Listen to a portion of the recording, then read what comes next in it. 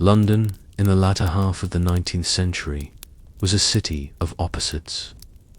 By daylight, it was a proud jewel of the empire, a place of iron bridges, bustling marketplaces, and grand banks that guarded the fortunes of nations. But by nightfall, when the fog rolled in from the Thames and the gas lamps flickered to life, another London awoke, one of mystery shadows and whispered schemes. The streets glistened with dampness, cobblestones shining under the weak glow of lamplight. Carriages rattled through the mist, their wheels splashing in puddles left by the day's rain, while horses snorted clouds of steam into the cold evening air. Gentlemen in tall hats hurried home, their faces half concealed behind collars, and ladies in dark cloaks clutched their handbags tightly. In alleyways, however, the city told a different story. Urchins huddled together for warmth, beggars called out from corners, and watchmen patrolled with heavy boots and wary eyes. This was the London where fortunes were made and stolen. The Industrial Revolution had birthed new wealth, and with it, new temptation. Banks swelled with gold. Jewelers displayed riches meant for kings and queens, and the upper classes paraded their prosperity in glittering soirees and carriages lined with velvet. Yet beyond the polite laughter of drawing rooms, the poor and the desperate pressed their noses against the glass of society's riches. The city's inequality was stark, and in the darkness it festered into envy, cunning, and daring ambition. The gaslight itself seemed to play tricks with morality. Under its pale glow, even honest men's shadows looked sinister, while rogues and thieves seemed cloaked in invisibility. And it was in this world, this twilight between grandeur and grime, that whispers began of a heist unlike anything London had ever known. A plot was stirring in the fog, one that would one day seize not only gold, but the imagination of the entire world. As London swelled into the beating heart of a global empire, it also became a playground for those who sought fortune by less than honest means. The Victorian age was a paradox. On one hand, it was an era of invention, steam, and progress. On the other, it was an age where crime grew as swiftly as industry itself by day. Londoners read newspapers filled with tales of expansion, of ships carrying tea and silk across oceans, of inventions that promised to shrink the world. But by night, the same papers carried darker headlines: burglaries, forgeries, jewel thefts, and daring robberies that seemed almost theatrical. The city's prosperity had birthed a new kind of criminal, men and women who studied locks as though they were puzzles, who treated bank ledgers as treasure maps, and who thought of themselves not as thieves, but as entrepreneurs of the shadows. The police, though newly organized under Scotland Yard, often found themselves one step behind. For every uniformed constable patrolling the fog-choked streets, there were 10 men slipping through alleys, armed with cunning, patience, and an unshakable belief that wealth was theirs for the taking. Crime itself became a reflection of the times. Just as industry required skill and innovation, so too did theft. The burglars of Victorian London were craftsmen, safecrackers, who could listen to the tumblers of a lock with the precision of a violinist. Forgers who could reproduce documents so flawlessly that even bank clerks were deceived. And pickpockets whose nimble fingers moved like sleight-of-hand magicians. It was an age when fortunes could be made in the boardroom or in the back room of a tavern. And for those who felt excluded from London's great wealth, the temptation was too great to resist. Among the smoke and steel of the age, a particular plan began to take root, one that would rise above petty theft and swell into legend. Somewhere, In the restless heart of this city, the idea of a grand heist was beginning to take shape. Every great crime begins not with action, but with a whisper. In the smoky taverns along Fleet Street, in the back rooms of gambling halls, and in the hushed corners of gentlemen's clubs, a rumor began to circulate. Somewhere deep beneath London's cobblestones, unimaginable riches lay waiting. The source of the rumor was never certain. Some said it was a drunken banker, looser with his tongue than his ledger. Others believed it came from a clerk, overlooked and underpaid, who resented the gold he counted but would never own. There were even whispers that former watchmen, dismissed in disgrace, had passed secrets for a price. What mattered was not the origin, but the story itself. Beneath the city, within vaults said to be indestructible, lay a fortune, gold sovereigns stacked in towers, jewels glimmering in velvet-lined cases, and notes so plentiful they could change a man's destiny in a single night.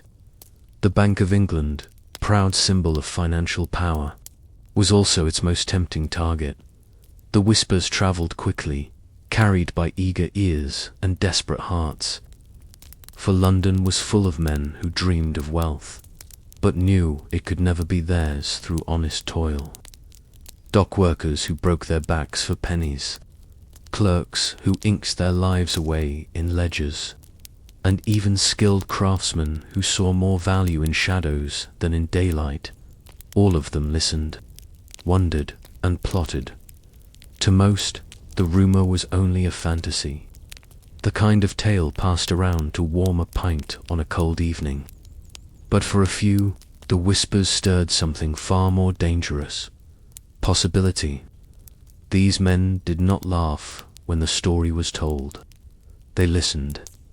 They calculated, and slowly, silently, they began to imagine how such a fortune might be taken. The whisper of wealth had become a seed, and in the darkness of Victorian London, that seed was beginning to grow. Among the thousands who heard the whispers of hidden fortune, only a handful possessed the audacity to chase it. These were not common pickpockets or drunken brawlers. They were men with patience, skill, and above all, daring. In the labyrinth of London's underworld, reputations mattered more than names. There was the safecracker, whose ears could hear the faintest click of tumblers in a lock. He was said to treat iron doors the way a surgeon treated flesh, with steady hands and intimate knowledge. Then there was the forger, a quiet man with ink-stained fingers, whose papers could pass through any banker's hands without a blink.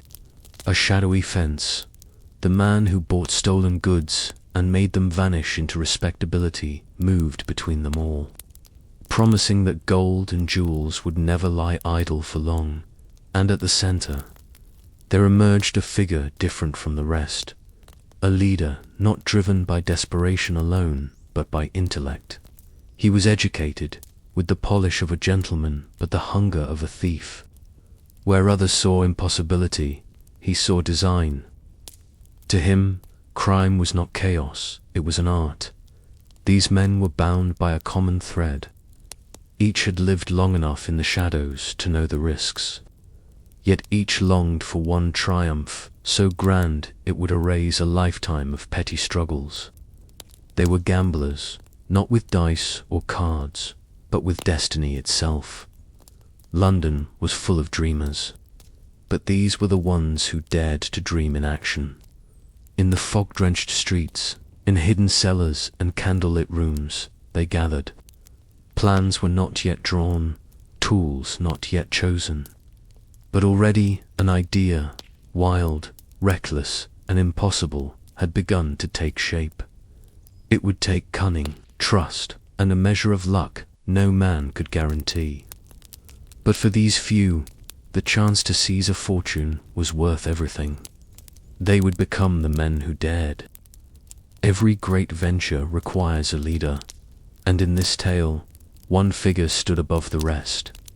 He was not the strongest nor the swiftest, but the keenest.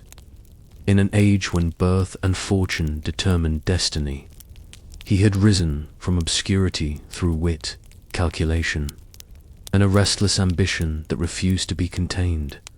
To the casual eye, he passed as a man of respectability. His clothes were finely tailored, though never ostentatious.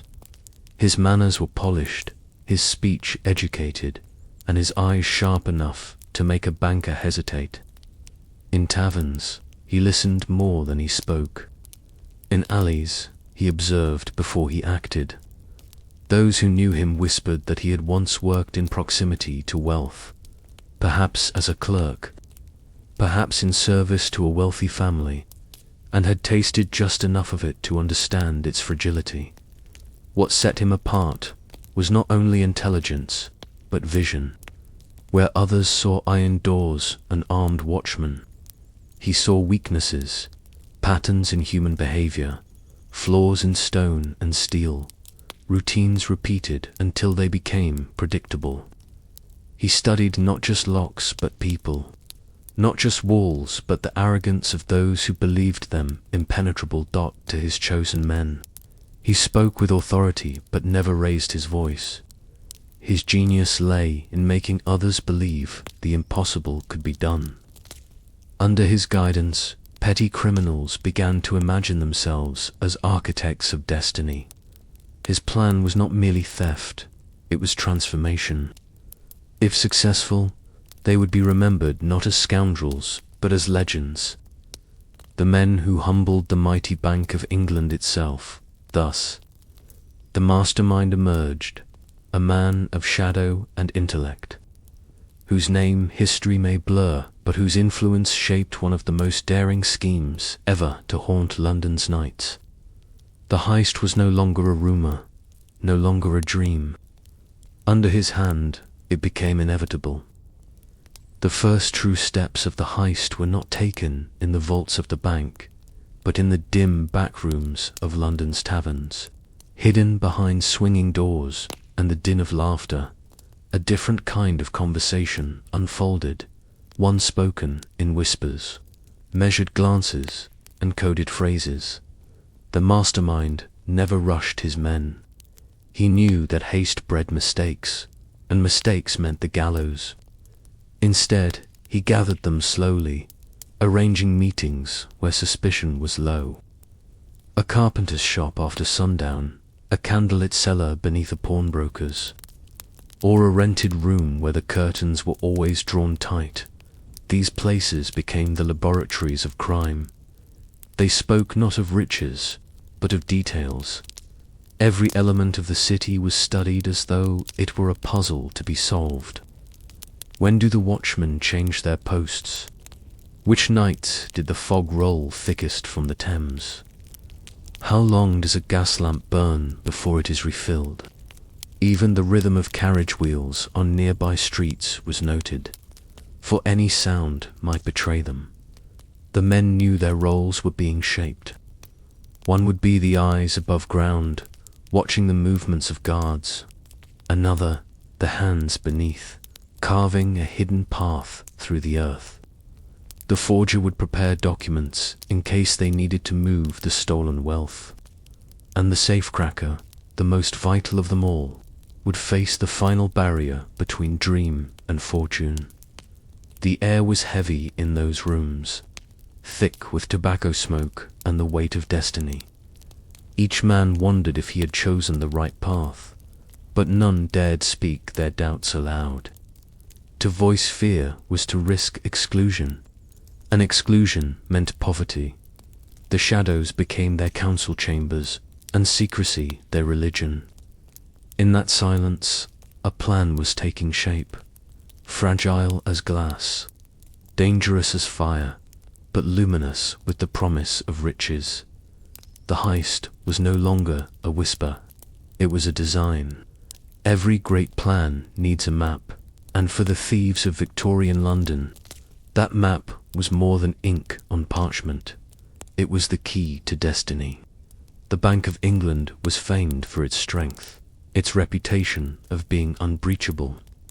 Yet, like every fortress, it had weaknesses.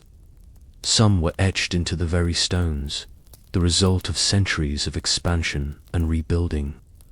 Others were human, clerks who grumbled about their duties, guards who grew careless after years of routine. The mastermind sought them all. Blueprints were not easily obtained. They were locked away in government offices, guarded with as much seriousness as the vaults themselves. But London was a city where secrets had a price. Through bribery, persuasion, or theft, no one could ever quite agree on which a set of plans made their way into the conspirators' hands. Spread across a wooden table under the dim flicker of a single candle, the lines and measurements whispered opportunity. The men traced every corridor, every stairwell, every wall of stone. They argued, debated, and finally began to see the shape of their destiny. But more than the building itself, the maps of the city beneath proved irresistible. Sewers, drains, and forgotten passages that ran like veins below London's skin. To most citizens, these tunnels were filth and darkness. To the thieves, they were a highway. The map of temptation, as one of them half-jokingly called it, was not just paper. It was proof that their dream could live in reality. For the first time, the bank no longer seemed like a monument of invulnerability. It was a target, a treasure chest, locked not by fate, but by locks, and locks could be broken. The candle burned low, shadows stretching across the inked lines of stone and steel. The men leaned closer, their hearts pounding with a new certainty. Fortune was not only possible, it was waiting. If the city judged you by your coat and carriage, then the cleverest criminals learned early how to tailor their sins to match polite society. In Victorian London, respectability was a cloak more useful than any disguise. It opened doors, lowered suspicions, and let a man walk past 100 watchful eyes without being noticed. By day, the conspirators wore different masks. The mastermind took 2 afternoon calls at counting houses and frequented coffee houses where clerks and clerks' superiors exchanged gossip. The locksmith, rough-handed and solemn at night, kept a modest stool in a reputable workshop, measuring mantelpieces and repairing brass fixtures for women who would never suspect his other skill. The forger accepted commissions to copy titles and adverts, folding illicit practice into a legitimate trade. Even the fence kept a clean shopfront, where second-hand trinkets passed through polished hands without question. They spoke in the language of civility, ledger entries, polite greetings, and introductions made under the approving eyes of neighbors. A shared laugh in the street, a tip to a constable, a donation at a church service, small performances that painted them as ordinary, even respectable. The very predictability of their respectability became their cover. People assumed a well-dressed man could not be a thief. They assumed a tradesman with accounts kept accurate could not be a conspirator. This blending into society did more than hide them. It gave them access. Conversations at salons revealed routines. Casual invitations opened windows of observation. A trusted smile invited information. The men moved through drawing rooms and parlors with sly attentiveness, learning names, schedules, and complacencies. To those who watched only the outward signs of a life, they were neighbors and clients. To those who listened more carefully, they were instruments of a larger design. And so, cloaked in respectability, the gang grew bolder. The world they planned to rob never suspected that beneath its polite surface a small, determined group was quietly dismantling the very idea of invulnerability, one courteous greeting at a time. In the world of Victorian crime, no man was more valued than the locksmith who could betray his own craft. Locks were symbols of security, trusted by merchants, bankers, and noblemen alike. But to a certain kind of artisan, They were not guardians, they were puzzles, and puzzles were meant to be solved. The locksmith of this tale was a quiet figure, more craftsman than brute, with hands scarred by years of working brass and steel. By day, he fixed door latches for respectable homes, mended clockwork, and polished ornate keys. But by night he carried a second set of tools, slender rods of iron, curious instruments of his own design, and files so fine they could slip between tumblers unnoticed. His secret was not brute force, but listening. Where others heard silence, he heard music, the faint click of a tumbler falling into place, the whisper of a spring bending under pressure, the sigh of a bolt releasing. To him, a strongbox was a harp, and he knew exactly how to play it. Yet what made him dangerous was not skill alone, but willingness. Many locksmiths prided themselves on their loyalty to their craft, refusing even the hint of criminality. This man had long since crossed that boundary. Perhaps it was poverty, perhaps envy, or perhaps simply the thrill of mastery. But when the mastermind came with promises of fortune, he did not hesitate. The gang called him the Hands, for it would be his touch, more than any plan, that determined success. Behind his calm demeanor lay the knowledge that one mistake could doom them all. And so he worked in silence, polishing his tools and preparing for the night when his secret talents would face their greatest challenge. The vaults said to be unbreakable. Victorian London loved its heroes, but it loved its villains even more, so long as they wore the right mask. For every tale of a brutal highwayman, there was another whispered with admiration, of a rogue who robbed without cruelty, who outsmarted the powerful, who lived with a touch of elegance. The newspapers of the day, always hungry for drama, painted such figures in romantic shades. Penny dreadfuls told of burglars who dined on silver stolen from noble tables, of tricksters who danced at balls in stolen suits before vanishing into the fog. These tales were devoured by the public, who found in them both outrage and delight. For while the respectable citizens condemned crime, they could not help but savor the fantasy of striking back at the wealthy who seemed untouchable. The conspirators understood this fascination. To succeed was not only to become rich, it was to become legend. The mastermind, in particular, seemed to carry himself with this awareness. He wore manners like armor, cultivated the air of a gentleman even when plotting crime, and spoke of their plan not as theft, but as a bold adventure, almost a correction to society's endless inequalities. It was dangerous thinking, but it had power. To his men, the idea of being remembered not as cutthroats but as gentlemen thieves was intoxicating. They imagined future tales where their names might be whispered with admiration in taverns, their exploits printed in bold ink, their defiance of the mighty bank told like folklore. And so the myth fed the men as much as hunger for gold. They were not simply planning a crime. They were writing themselves into the theatre of London's legends. If London had a beating heart, it was the Bank of England. Its great stone walls loomed over the city, solid and severe, a fortress of wealth and order. To the public, it was not merely a building, it was a symbol. Here lay the riches of an empire, gold from India, silver from the Americas, jewels from across the world's colonies. Every coin, every note, seemed to pass through its vaults at one time or another. The bank's pride lay in its invincibility. Its vaults were said to be the most secure in the world. Iron doors thicker than a man's arm, locks crafted by the finest smiths, and guards sworn to vigilance day and night. Officials boasted that not a single shilling could be stolen from within.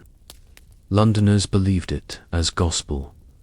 The bank was as untouchable as the crown itself. Yet, like all institutions built by men, the pride of the bank carried with it arrogance. Security routines, though strict, were predictable. Guards walked the same paths at the same times. The vaults, though mighty, were built upon old foundations never designed for a city swollen by centuries. What the bank called strength, a patient I might call weakness. To the conspirators, the Bank of England was not a monument to fear, but a challenge, a mountain that dared climbers to scale it. They studied its layout from the shadows, memorized the comings and goings of staff, and traced its stone walls with their eyes as though measuring prey. In drawing rooms and editorials, the bank was praised as the eternal guardian of Britain's fortune. But in candlelit back rooms and foggy alleyways, another truth whisper has a flaw, and the men who sought it were determined to find it. Behind the bank's formidable walls, beneath layers of stone and iron, lay riches that seemed almost mythical in their abundance. To step into the vaults was to step into the empire itself, for here was stored the wealth of nations. Stacks of gold sovereigns, gleaming even in the dim lamplight, were arranged in towers that reached a man's waist. Each coin was more than metal. It was trust, trade, and power, the currency that moved ships across seas and armies across continents. Alongside them rested ingots of silver, heavy and cold, lined neatly in wooden crates marked with destinations far beyond England's shores. But it was not only metal that filled the vault. Velvet-lined cases held jewels, diamonds from South Africa, emeralds from India, and rubies that glowed like drops of blood. These treasures were not meant for circulation, but for display, collateral, or the safekeeping of London's wealthiest families. In another chamber, ledgers and stacks of paper notes formed a different kind of fortune, one that could buy kingdoms without ever clinking in the palm of a hand. For the clerks and officials who worked among these riches, it was routine. They moved past them daily, thinking less of the wealth itself than of the careful counting, cataloguing, and sealing of accounts. But to the thieves who studied from afar, the vault was a dream painted in gold and silk. Each crate, each box, each bundle of notes represented freedom from the grime of the streets, an escape from hunger and obscurity. The conspirators imagined it in vivid detail, the glitter of lamplight across a pile of coins, the weight of a jewel in the pocket, the intoxicating sound of a lock undone. It was not merely money they sought, but the sensation of possessing what society had always denied them. Gold, jewels, and paper, three forms of wealth, each more dangerous than the last. Together, they formed a prize so irresistible that risk itself seemed worth the gamble. The Bank of England wore its strength like armor, but even armor rusts. What the officials saw as indestructible, the careful eye of a thief began to see as vulnerable. At first glance, the vaults appeared impregnable, iron doors, double locks, and guards at every turn. Yet the men tasked with watching over such wealth were, in the end, only human.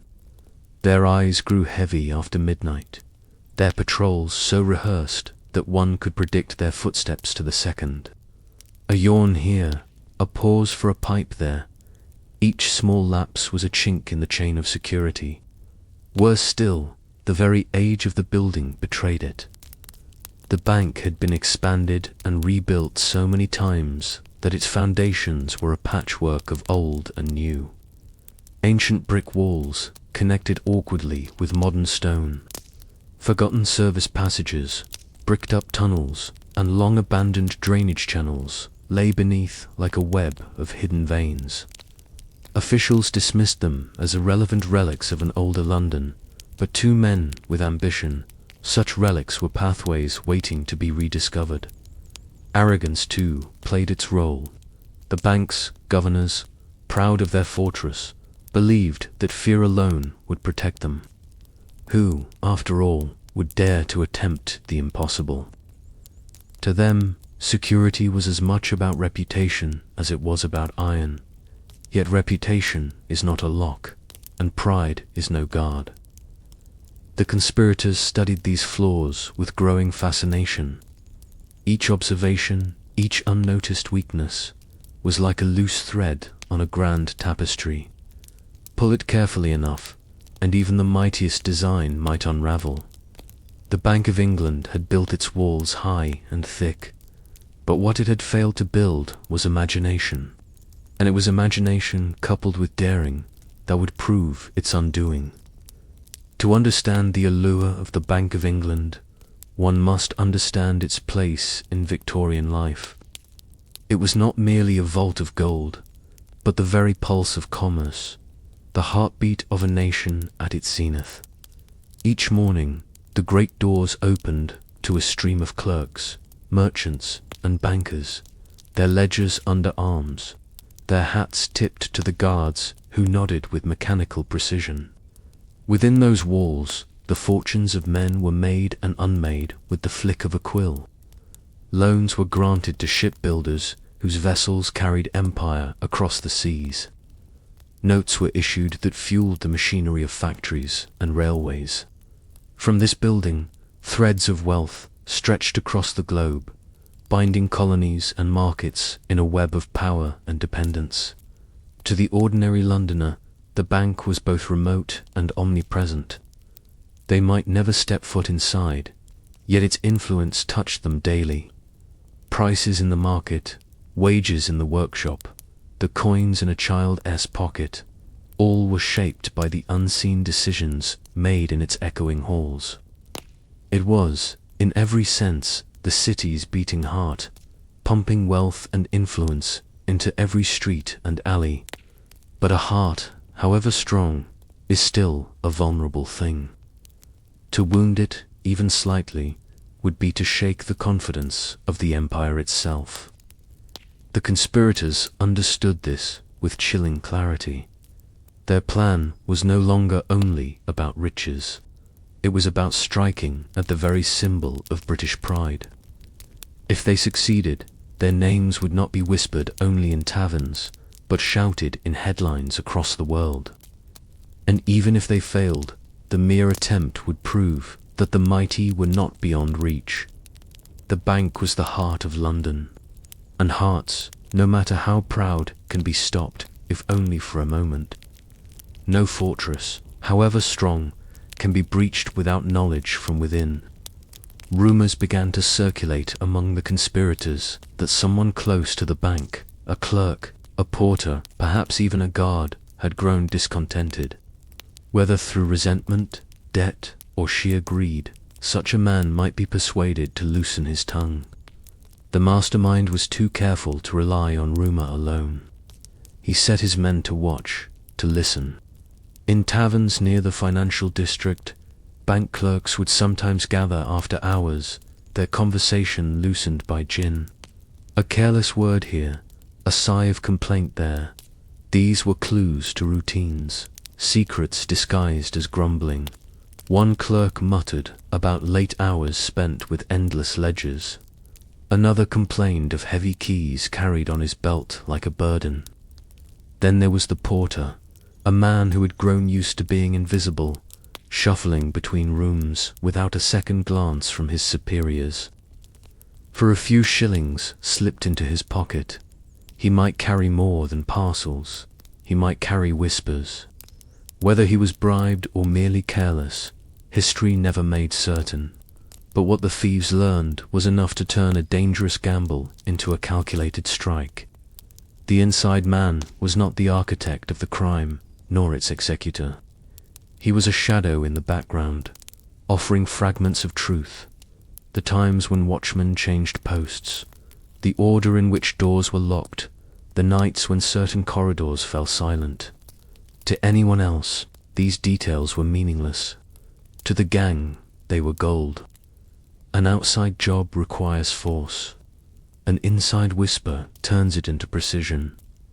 With each piece of knowledge smuggled from within, the impossible seemed a little more possible. The Bank of England believed its greatest strength was secrecy. but secrecy is only as strong as the loyalty of the men who hold it. Every fortress has a rhythm, and every rhythm has a weakness. For the Bank of England, that rhythm belonged to the watchmen, men in dull coats with pale lanterns and tired faces who walked the same paths, hummed the same dry jokes, and performed the same motions until habit replaced vigilance. From the conspirators' hidden vantage points, the watchman became a sort of clockwork. One would patrol the outer wall for 30 minutes, then trade places with another who waited by the iron gate. A third would pause at the same lamppost to light his pipe before continuing down the corridor. Even the sound of boots on stone had a cadence that could be timed, measured, and predicted. The mastermind taught his men to learn that cadence the way a musician learns a song. They sat in taverns that overlooked the bank, pretending to read, pretending to drink, while their eyes counted steps and measured pauses. They noted the small human habits that mattered, who stopped to polish a brass knob, who lingered too long near the ledger room, which constable took a moment to answer a neighbor's greeting. No detail was too trivial. In the theater of a heist, the smallest prop could determine the final act. They also watched for the nights when the routine faltered. A feast in a nearby household might leave guards short-handed. A storm rolling off the Thames might drive more men inside and dull their senses. Even the seasons altered the beat. Longer nights in winter meant more fatigue. Fog muffled footsteps and offered cover, and daylight savings of the era changed who slept when. The conspirators catalogued these variables like a naturalist catalogues species. Then there were the human cracks. A watchman with a young child at home, a guard nursing an illness, a constable whose wife had been ill for weeks. These were not reasons to pity, but to exploit. Necessity makes men predictable. By studying rhythms until they felt like bone, the thieves turned the watchman's routine into a timetable for trespass. What the bank believed to be watchfulness had, in truth, been made into a map, and the conspirators planned to follow it with the patience of surgeons and the cold calculation of men who had learned to wait. Beneath the clamour of coaches and the steady tread of pedestrian feet, London had a secret geography, a subterranean world of sewers, culverts and bricked over passages that hummed with the city's hidden life. For most citizens, these passages were merely waste and drainage. To the conspirators, they were a highway under the feet of their prey. Discovery of a viable route began not with daring but with curiosity. One of the men, a surveyor turned drunkard, who still kept maps tucked into his coat, remembered an old plan showing service drains and a disused culvert running perilously close to the Bank S foundation. The mastermind listened and, with the cautious excitement of a man who has smelled opportunity, set a small team to investigate. By daylight, they walked over the likely stretch of road and laughed with ordinary passers-by. By night, they lowered lanterns into iron grates and listened for echo. Hidden valves, forgotten manhole covers, and a network of brick-lined tunnels revealed themselves slowly, like a secret drawn on a weathered page. Some passages were clogged with years of sediment and refuse. Others opened into narrow galleries damp with the breadth of the Thames. Each discovery was catalogued, measured, and weighed against risk. Moving beneath the city presented new perils: darkness that swallowed sound, stale air that brought nausea, and the ever-present threat of being trapped if the tide shifted. Tools had to be adapted: spades, ropes, and crude pumps, and men had to be willing to crawl, to dig, and to listen to their own breaths. Yet the tunnel offered a single, intoxicating advantage: approach unseen beneath the watchful eyes above. As plans hardened, the tunnel was transformed from a theory into their most hopeful path. It promised a way to skirt the outer defenses, to bypass patrols, and to put the conspirators beneath the bank's very floor without ever ringing an alarm. It was filthy, dangerous, and utterly brilliant. Under the gaslit streets, while London slept, the men practiced whispers and measured footsteps underground, learning to move like the city's own heartbeat. The tunnel beneath was not only a route, it became a test of their resolve. Those who refused the claustrophobic dark were left behind. Those who endured were one step closer to the vaults above, and to a fate that would alter the city forever. A plan as daring as this one could not survive on courage alone. It needed tools, not the crude clubs of alley thieves, but instruments precise enough to outwit iron and stone. In the quiet corners of their hideouts, the conspirators began to assemble an arsenal, each piece of steel designed for silence and cunning. There were drills with bits filed down to whisper against metal instead of shrieking, their handles wrapped in cloths to muffle vibration. Slender iron picks, some no thicker than a needle, were bent and shaped to coax tumblers into surrender.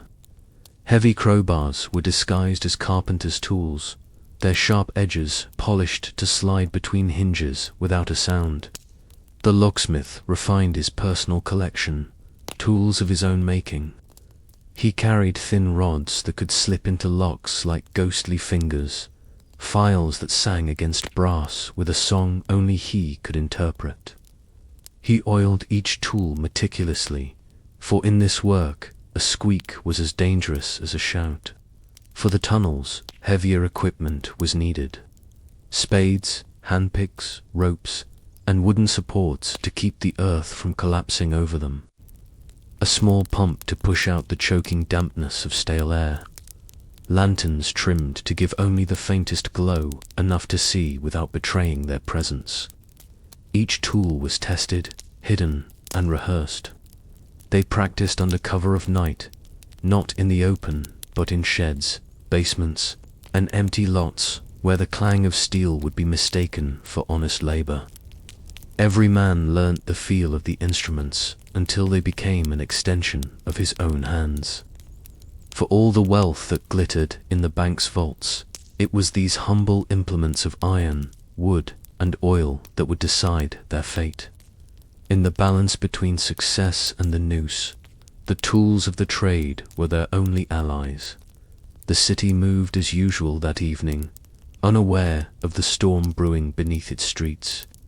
Carriages rattled past the gas lamps, taverns spilled laughter and smoke into the night, and clerks trudged home with ink-stained fingers and weary eyes. Yet, for the men who had plotted in silence for months, this was no ordinary night. It was the eve of destiny. The conspirators gathered one last time in a hidden room. The air was thick with pipe smoke and the unspoken weight of fear. Each man knew that by tomorrow his life would be altered forever, either gilded with riches beyond imagining or cut short by the gallows. Their tools lay spread across the table, glinting faintly in the lamplight like a soldier's weapons before battle. The mastermind spoke calmly, his voice steady as stone. He repeated the plan not once, but thrice, drilling it into their minds until there was no room for doubt. He reminded them of the timing, the signals, the escape. Every step was to be followed as if choreographed, for one mistake could echo through the tunnels louder than cannon fire. Some of the men drank heavily, seeking courage at the bottom of a glass. Others sat in silence, lost in thought, imagining the gleam of gold in their hands, or perhaps the cold iron of shackles. One fiddled nervously with a pocket watch, the ticking a reminder that time itself was pressing against them. As the hour grew late, they dispersed into the fog, vanishing into different directions like shadows swallowed by the night. Each carried with him the same knowledge, that the line between triumph and ruin was as thin as a lockpick sliding into a keyhole. Above them, London slept, its heart beating steady and unaware. But below, in the minds of a handful of daring men, tomorrow's dawn promised either fortune or infamy. The hour came at last. Midnight hung heavy over London, the streets wrapped in a fog so thick it softened even the clatter of carriage wheels. In alleys and side streets, lamps burned low, their glow smothered into halos of pale light. For most of the city, it was the dead of night, the safest hour to dream. For the conspirators, it was the hour to act. They met without words, faces half hidden beneath hats and scarves, tools wrapped in cloth to muffle their sound. Each man carried his role like a burden. The lookout lingered above, blending with the shadows of the street. The diggers moved with steady purpose, while the locksmith's hands stayed tucked in his coat, protecting the instruments that would decide their fate. The tunnel yawned before them, damp and foul, a hidden artery that promised both access and entrapment.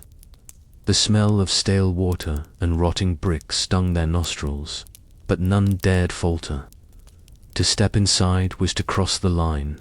There would be no turning back once the earth closed above them. With lanterns trimmed to the faintest flicker, they lowered themselves into the darkness. The world of London vanished behind them. The gaslight, the voices, the familiar cobblestones. In its place came silence, broken only by the scrape of boots against brick and the faint drip of unseen water. Every step downward carried the weight of their choice. The mastermind led, calm and deliberate, every movement calculated as though destiny itself obeyed his design. Behind him, the men followed with breaths held tight, knowing that fortune and ruin were separated by inches of stone.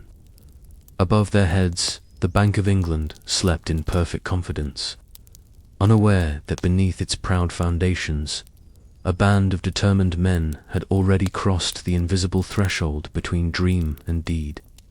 The heist had begun. The tunnel closed around them like the throat of some ancient beast. Each man moved slowly, careful not to let his boots splash too loudly in the shallow water that pooled along the brick floor. The air was damp and heavy, pressing against their lungs. Every flicker of the lantern seemed too bright, every sound too sharp. In the silence, even a cough felt like a crime. The world above, with its gaslit streets and sleeping households, felt impossibly far away. Down here, time seemed to bend. A minute stretched into an hour, and each step forward carried with it the weight of eternity. Their tools clinked softly against belts and sacks, sounds that, in the open air, would have gone unnoticed, but underground, echoed like iron bells. The men spoke little. A nod here, a whispered instruction there. Words seemed dangerous, as though the walls themselves might betray them. Sweat gathered on brows, despite the cold, dripping into eyes that blinked against the sting. The tunnel grew narrower, and some were forced to stoop, their shoulders brushing damp brick. For the first time, the true cost of their plan pressed upon them.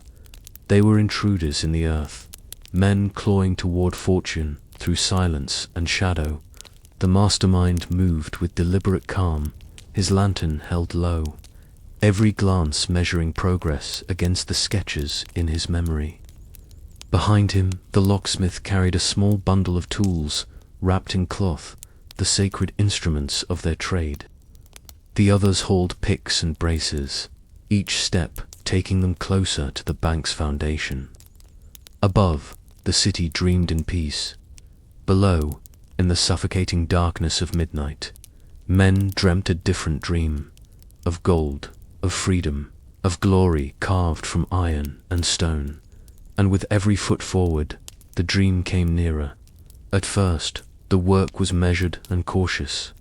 A pick striking brick, a spade shifting earth, each sound muffled, controlled, and deliberate. But in the silence of the underground, Even the faintest tap seemed to reverberate like thunder. The men froze often, lanterns dimmed, listening with pounding hearts for footsteps above. Each time, the city gave no answer. Only the drip of water and the sigh of shifting soil. As they dug deeper, the tunnel became their world. The scrape of iron against stone was the rhythm of their ambition, and the hollow thud of falling rubble the drumbeat of their progress. Sweat dampened their clothes, mixing with grime until every man wore the same mask of mud and determination. The smell of earth clung to their skin, heavy and suffocating. The echo became more than sound. It was a reminder of risk, of how easily noise might carry through foundations, of how quickly suspicion could be stirred if some night watchman paused to wonder at the strange whispers beneath his feet.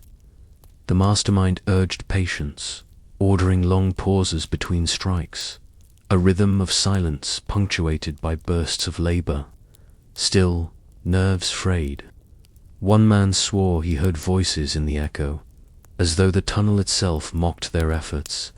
Another dropped his spade too heavily, the clang making every heart seize as though discovery was certain. Yet each time, when no alarm came, they pressed on. The deeper they went, the louder the echoes seemed to grow, not in volume, but in presence, like the voice of fate itself. Every scrape, every hollow crack, was both a warning and a promise. Fortune lay ahead, but the city was listening. The men pushed forward, bound together by greed, fear, and the steady echo of their own daring. The tunnel was no longer just a passage. It was a living thing, recording every heartbeat, every breath, every strike of their ambition. And still they dug. The tunnel grew tighter the farther they pushed, the air thick and stale, pressing into their lungs like a slow suffocation. Down there, in the bowels of London, sweat rolled down backs and stung their eyes, though the chill of the earth seeped into their bones. Every man labored in silence, because silence was survival. The lanterns cast only the faintest glow, their flames trimmed low to save oxygen. Faces appeared as hollow masks, eyes wide, cheeks smeared with dirt, mouths clamped shut against grunts of exertion. The sound of tools was carefully measured. A spade driven once, twice, then rested. A pick swung gently, as though the earth might notice if struck too hard. After each blow came stillness, a waiting silence filled only by breath and the muted beat of anxious hearts.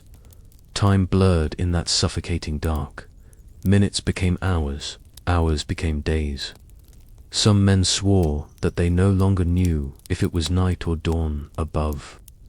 They were creatures of the soil now, crawling through a world of damp brick and packed clay, driven by the vision of gold that shimmered only in their minds. The silence became a weight of its own. It pressed on them more than the earth above, an oppressive reminder that discovery would mean ruin. When one man coughed, the others turned on him with murderous glares, as though noise itself were betrayal. Even the mastermind's voice was reduced to the softest whispers, a hand raised more often than a word spoken. And yet beneath the fatigue, beneath the grime, there was fire. The harder the labor, the more vivid the dream of fortune became. They pictured gold sovereigns spilling from crates, jewels glinting like stars, and stacks of notes enough to buy freedom from every hardship they had ever known. Heat, sweat, and silence. This was their sacrifice, their offering to the dark. The deeper they dug, the more certain they became that the reward waiting ahead would be worth the torment. At last, the soft earth gave way to resistance. The spade struck not clay, but something harder, something that did not yield. A dull, ringing thud vibrated through the tunnel, sending a jolt through every man's chest. They froze, holding their breath, lanterns dimmed to pinpricks of light. For a moment, no one moved. The mastermind crawled forward, brushing away soil with his bare hands until his fingers touched the cold, unyielding surface, iron at last. They had reached the barrier they had both feared and longed for. It was the skin of the vault itself, the line that separated their sweat-stained labor from the fortune they had imagined in endless detail. The locksmith was summoned. His hands shook, though not from fear. It was anticipation. For weeks he had dreamed of this moment, his fingers twitching in his sleep as though already feeling the tumblers of some impossible lock. Now, here it was, the test of his life. He unwrapped his tools carefully, reverently, as though unbinding relics. Each piece of steel gleamed faintly in the lantern glow, sharpened, oiled, and silent. He pressed his ear to the iron, tapping gently, listening for hollows, for echoes, for the secrets hidden within. The others crouched back, their hearts pounding louder than any noise he dared make. The tunnel seemed to shrink around them. Air grew heavy, sweat pooled, and time stretched into an eternity. Every scrape of file against iron was agony, too loud, too sharp. Each man half expecting the clatter of boots above, the alarm, the end. But no sound came except the steady rhythm of tools and the locksmith's slow, deliberate breathing. This was the moment of steel. The boundary between dream and deed had materialized, cold and unfeeling, yet within reach. To break it was to step into legend. To fail was to be buried in silence forever. And so the men waited, the air thick with fear and desire, while the locksmith's delicate hands sought the one weakness in the iron wall that held the Empire's treasure at bay. There came a sound, faint, almost imperceptible, the whisper of a mechanism giving way. The locksmith paused, his hand frozen in the darkness, every muscle straining to be certain it was not imagined. Then, with a breathless nod, he signaled. The barrier had yielded. The conspirators pressed closer, the tunnel so cramped their shoulders touched. With gloved hands, they pried at the seam until a narrow crack appeared. A sliver of lamplight slipped through, casting a golden shimmer on dust and iron. The men gasped softly, as though afraid their awe alone might betray them. Beyond the iron wall lay a sight that would burn into memory forever. Rows of crates, some marked with stamps of distant ports, sacks sealed with wax and twine, and, in the flicker of the lantern, the unmistakable gleam of coins. Gold, real and plentiful, glowed like fire in the gloom. The air smelled different to a dry metallic temps, the scent of wealth hoarded and untouched. One man reached forward instinctively, his fingers trembling as they brushed a coin that had rolled near the opening. The weight of it in his palm was unlike anything he had ever known. A single piece of gold, enough to feed his family for months, yet here it was only a fraction of what stretched beyond. His chest swelled with greed, his eyes shining in the dim light. For a heartbeat no one spoke. They were children at the edge of a forbidden garden, staring at fruit they had only ever dreamed of tasting. The mastermind allowed the silence to linger, then whispered a single word, "Proceed," with careful hands. They widened the opening, the iron groaning softly as though protesting their intrusion. One by one, the thieves slipped inside, their lanterns raised just enough to reveal the treasure before them. It was no longer a rumor, no longer a plan. The fortune was real, tangible, and theirs for the taking. The first glimpse of treasure had transformed men into believers, and believers into the most dangerous of thieves. Once the barrier was widened enough to crawl through, the men slipped into the vault like shadows taking shape. Their lanterns, shielded to give only the faintest glow. revealed what their imaginations had long hungered for: stacks of sovereigns, chests sealed with iron clasps, and bags heavy with coin. It was a sight that could make even the steadiest hand tremble. For a moment they stood still, as though unable to believe they had crossed from dream to reality. Then the mastermind's voice, low and urgent, broke the spell. "Take only what we can carry." Quietly, the work began. Sacks were filled with coins, their weight straining arms unused to such fortune. Crates were pried open, the faint thud of wood splintering sounding to them like cannon fire in the silence. Diamonds and rubies winked in the lantern light as though mocking the men who dared to steal them. Notes were stacked and bundled, then tucked into oilcloth to keep them safe from the damp of the tunnels. Every man moved with frantic precision. Their breaths came hard, sweat trickled down temples, but still they worked, driven by greed as much as fear. The locksmith, who had labored so patiently at the barrier, now scooped coins with both hands, his earlier delicacy lost to desire. Another thief muttered a prayer under his breath, though whether in thanks or in terror, none could tell. The vault itself seemed to sigh with their intrusion. Each clink of coin, each scrape of sack against stone, rang louder than it should have, echoing in their ears as though the very walls bore witness. Yet no alarm was raised, no footsteps thundered above, only silence, heavy and complicit. As the sacks grew heavier, the men's hearts grew lighter. Fortune was no longer an idea, but a weight on their shoulders. Riches had been touched, seized, claimed. They were no longer men chasing a dream. They were men carrying it. But the mastermind, ever cautious, reminded them with a sharp whisper, "Take only what we can move. Too much greed, and the city will catch us before dawn." The spoils were theirs. Now came the harder task, escaping with them. While the gang labored in the vault's belly, a different kind of tension gripped the men above. Stationed in the fog-draped streets, the lookouts bore no sacks of gold, no tools of iron, only nerves stretched taut as bowstrings. They leaned against lampposts, strolled slowly past shuttered shops, or lingered at corners as though waiting for late-night acquaintances. To the casual eye, they were merely ordinary Londoners caught out in the mist. But beneath their calm facades, every sense strained toward danger. The city's heartbeat continued around them.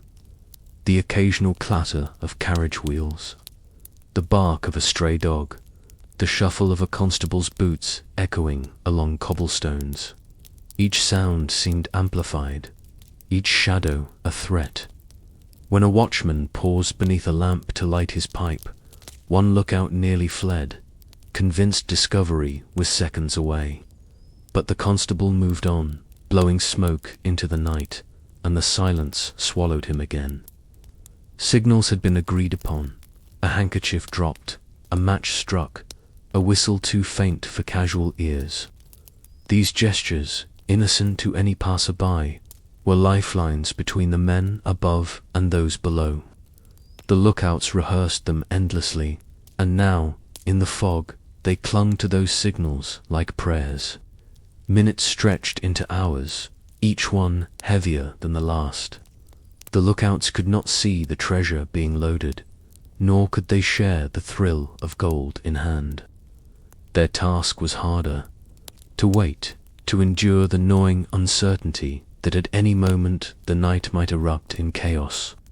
They bore the silence so that their comrades beneath could work, and if fortune favored them, the city would slumber on, oblivious, until the thieves returned from the earth with the weight of riches strapped to their backs. Above ground, the fog kept their secrets. Below, fortune piled high into sacks. The balance of the night depended on both worlds holding steady. The night had been steady, the fog their silent accomplice, but fate, as it often does, toyed with them. A figure emerged through the mist, not one of their own, not a stranger passing quickly by, but a constable on his rounds, his lantern swinging like a pendulum of doom. The nearest lookout stiffened, forcing his body to relax into the guise of casual indifference. He leaned against the lamppost, feigning the weariness of a man delayed on his way home. The constable's boots struck the cobblestones with measured authority, each step echoing in the lookout's skull like the tolling of a bell. Then came the worst. The constable slowed, his lantern beam cut through the fog, sliding across shuttered doors, shop fronts, and then, inevitably, toward the lookout. For a breathless instant, the two men's eyes met. The constable frowned, perhaps suspicious, perhaps merely curious. His hand tightened on the handle of his truncheon. The lookout swallowed hard, forcing a yawn and a muttered curse about the lateness of the hour, as if he were nothing more than a weary laborer longing for his bed. He even staggered slightly, mimicking the wobble of drunkenness. The constable's frown lingered, then softened. A weary man was no threat, but as the officer turned to continue on his way, the faintest sound drifted up from the depths below, a muffled clink of metal carried through the earth and into the fog. The constable paused, his head cocked. The lookout's blood turned to ice. In an instant, he dropped his pipe, letting it clatter against the stones. He cursed loudly, the kind of clumsy outburst that demanded attention. The constable turned, startled, his suspicion broken by the sudden noise. The lookout bent to retrieve the pipe, fumbling as though drunk, mumbling apologies to no one in particular. Satisfied, or perhaps too tired to care, the constable shook his head and moved on, his lantern swinging away into the mist. Only when the echoes of his boots had faded did the lookout exhale, his hands trembling as he signaled quietly to the shadows. All clear for now. At last the sacks were full, gold pressed against the seams of rough canvas, jewels hidden in folds of cloth, notes bound tight and wrapped for safety. Each man carried more than he had ever dreamed possible, and more than his body could comfortably bear. Shoulders bent under the weight, arms strained, and backs ached, but none complained. Fortune was heavy, and they would gladly stagger beneath it. The mastermind gave the signal. Lanterns were dimmed to embers, tools gathered swiftly, and the vault, once their dream, was left behind in silence. They slipped back through the narrow opening, sealing what they could, erasing the marks of their intrusion with hurried hands. The iron wall groaned shut, as though swallowing its secret once more. The tunnel welcomed them like an old accomplice, though now its damp, suffocating air seemed more menacing than ever. Every step back was a battle. The sacks scraped against brick, coins clinked despite careful muffling, and fatigue threatened to betray them. The earth felt closer, heavier, as though the city itself was pressing down, unwilling to release them. Above, the lookouts held their breath, scanning the fog for signs of danger. They listened for boots on cobblestone, for whistles in the night, ready to signal if fortune turned against them. But the streets remained quiet, the constables indifferent in their routine. London blissfully unaware of the crime unfolding beneath its very heart. At one point, a sack tore slightly, spilling a handful of sovereigns that rang like bells in the darkness. The men froze, every heart hammering in unison. With frantic hands they gathered the fallen coins, pressing them into pockets, whispering curses at the clumsiness. Then, with grim resolve, they moved again, slower now, careful as men walking a tightrope above the abyss. Finally, the first man emerged into the night air. The fog swallowed him, the damp chill wrapping around his sweat-soaked body. One by one, the others followed, dragging their burdens into the shadows. Above ground again, they looked less like thieves and more like weary laborers, men stooped and broken by toil. The retreat was complete. The vault lay sealed behind them, the fortune lay heavy in their arms, and the night still cloaked them in mercy. But dawn was coming. London awoke to an ordinary dawn. The fog lifted slowly from the streets, carriages rattled across cobblestones, and shopkeepers drew back their shutters with yawns. The city stretched itself awake, unaware that during the night its greatest fortress had been humbled. It began quietly, a clerk arriving early, his boots echoing in the marble halls of the Bank of England. He unlocked the familiar doors, the weight of the keys comforting in his hand. Routine guided him through corridors he had walked 1,000 times. But when he descended to the vaults, he felt it. Something was wrong. The air seemed disturbed, the silence too sharp. He approached the strong room, the one every Londoner believed impenetrable, and froze. The sight before him stole the breath from his chest. Crates overturned, bags torn, coins scattered across the stone floor, like the remains of a feast. The great vault, the pride of the empire's wealth, had been violated. Within minutes, alarms rang through the building. Clerks shouted, guards thundered down the staircases, and word spread like wildfire. The bank had been robbed. By midday, newspapers had already printed special editions. Headlines screamed in bold type, "The impossible robbery." Bank stripped in the night. London shaken to its core. Crowds gathered at newsstands, voices rising in disbelief and awe. How could such a thing be? The Bank of England humbled like a common pawnshop. Some cursed the thieves, calling for justice and swift punishment. Others, especially among the poorer districts, spoke of the robbers with admiration, as though they were folk heroes who had dared strike at the untouchable. In taverns, mugs clinked in secret toasts. On street corners, gossip grew more extravagant with every telling.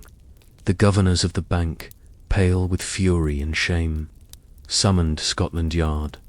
Detectives swore no stone would be left unturned, no man spared from questioning.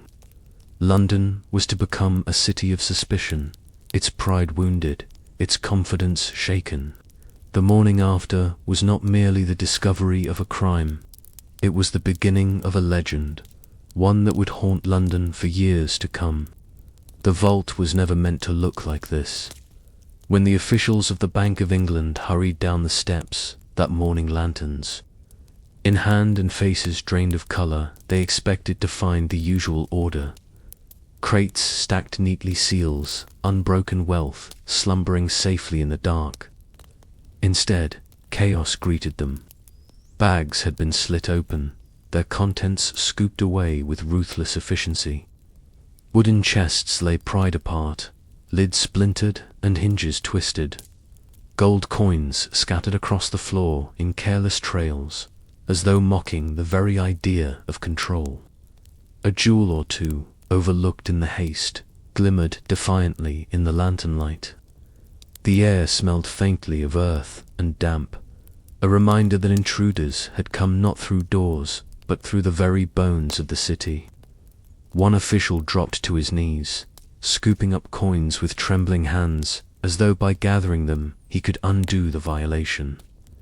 Another clutched his head in despair, muttering about the ruin of reputations, of how the empire itself would laugh at this disgrace. Panic moved quickly up the chain of command.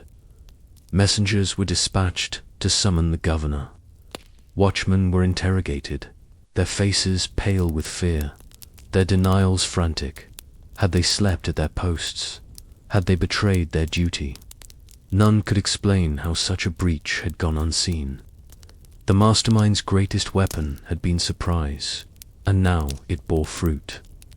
The officials stumbled over each other in confusion. unable to grasp how their impregnable vault had been reduced to rubble in a single night. Every explanation seemed impossible, yet the evidence lay scattered at their feet.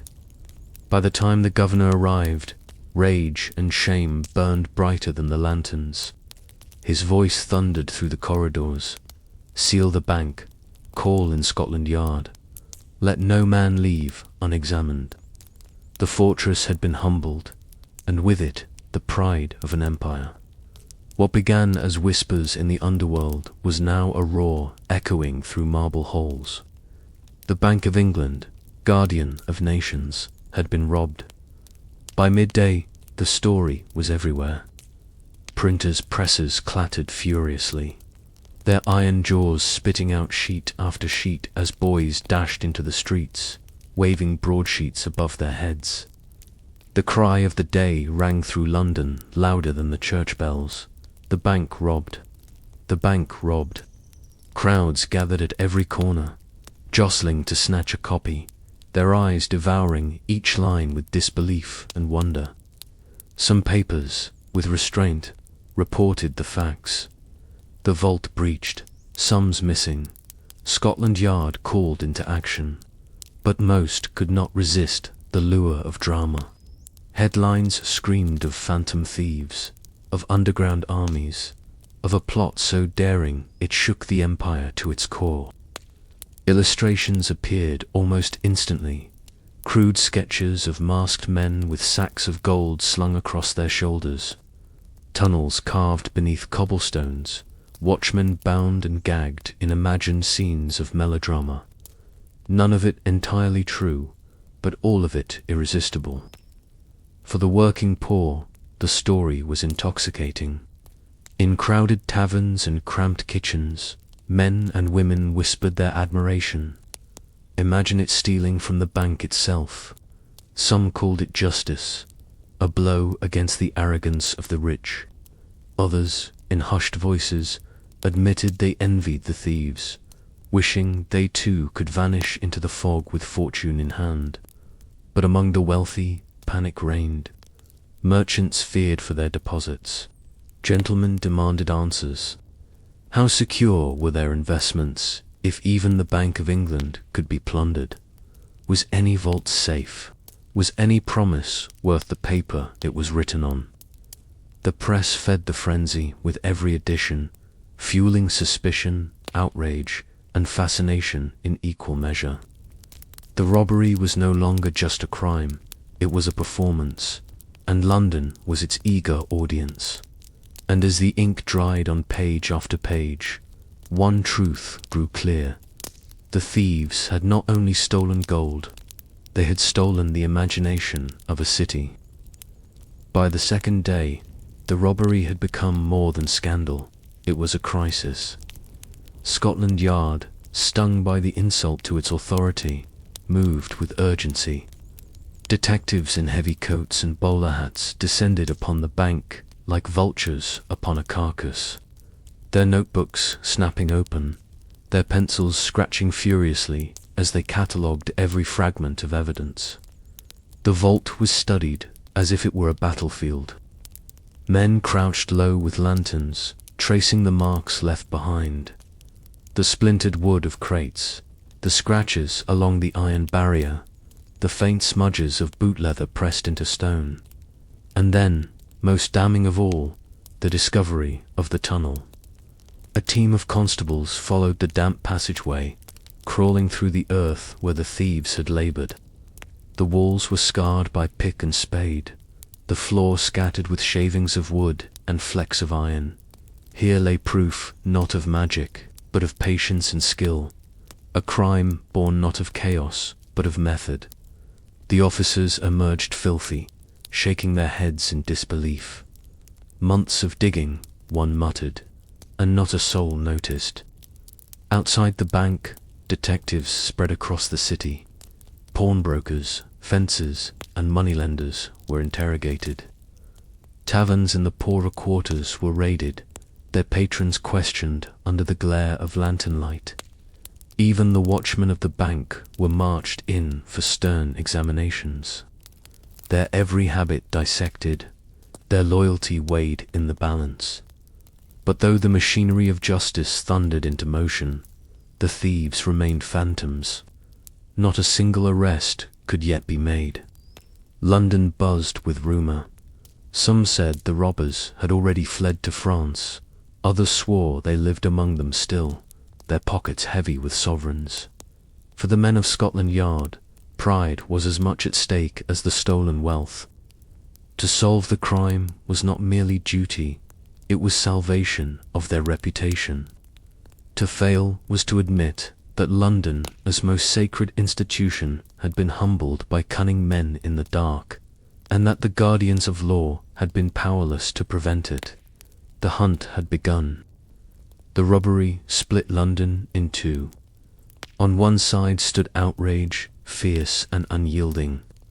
The wealthy railed at the audacity, their voices echoing through drawing rooms and Parliament alike.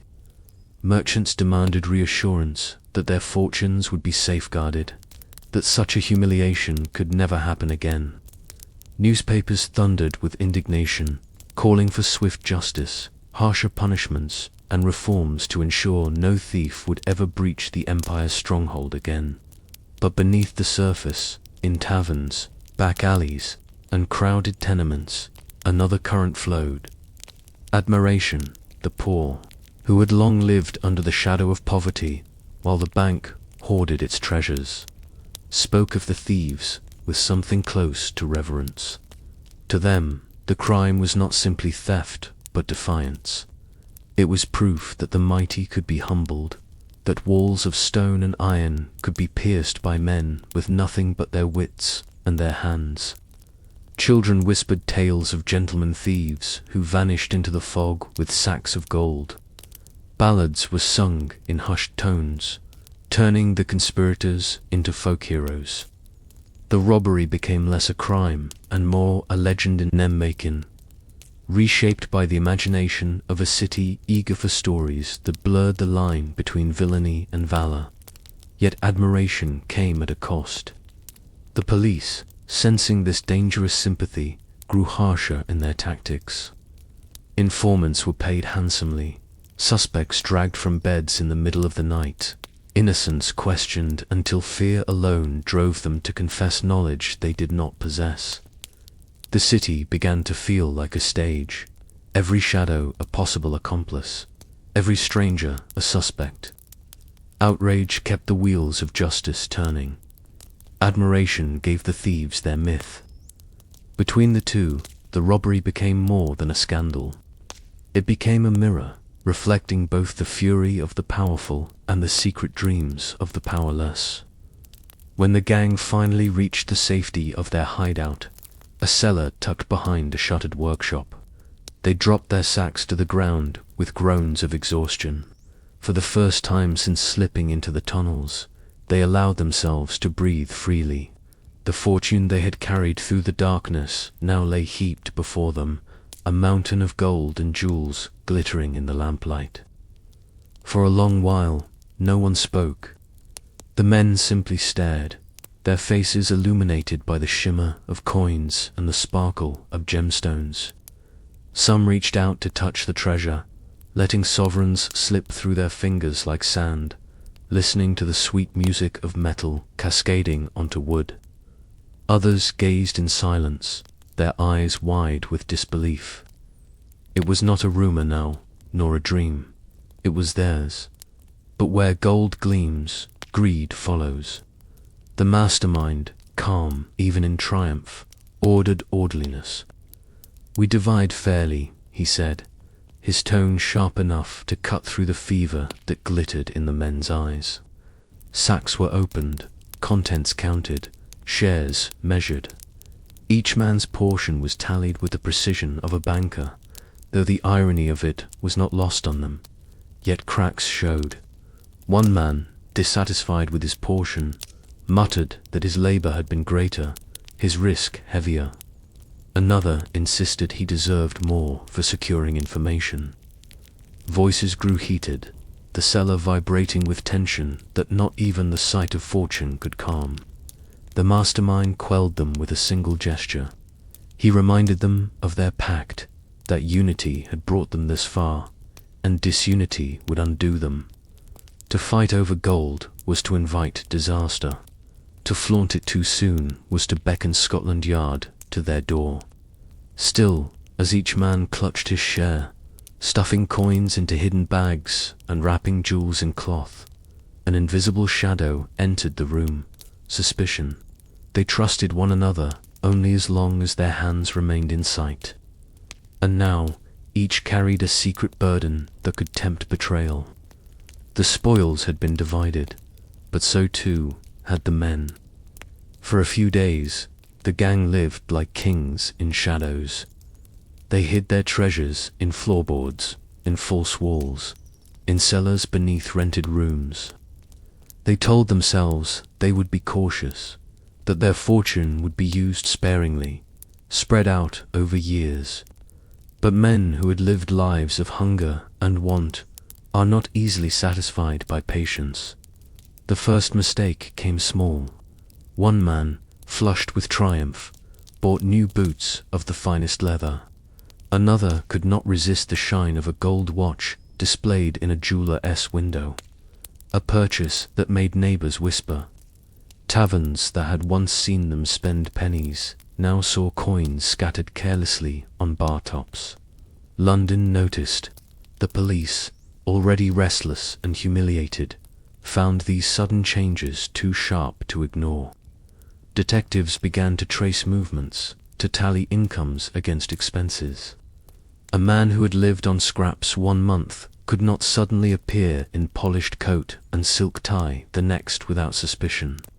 Worse still, the gang's unity began to splinter. Distrust gnawed at them. One accused another of hiding extra jewels. Another whispered that the mastermind had claimed a greater share. Paranoia made them reckless. They moved their loot too often, sold too quickly, and in their haste left traces behind, traces Scotland Yard's men were eager to follow. The press added to their downfall. Stories of extravagant thieves living like gentlemen filled the papers. And though exaggerated, some details cut too close to truth. Neighbors read them, looked across their streets, and wondered if the daring criminals were closer than anyone guessed. The greatest heist of the age had been achieved with precision and patience. But it was human nature, pride, greed, and folly that now threatened to undo it all. For weeks, Scotland Yard had been chasing phantoms.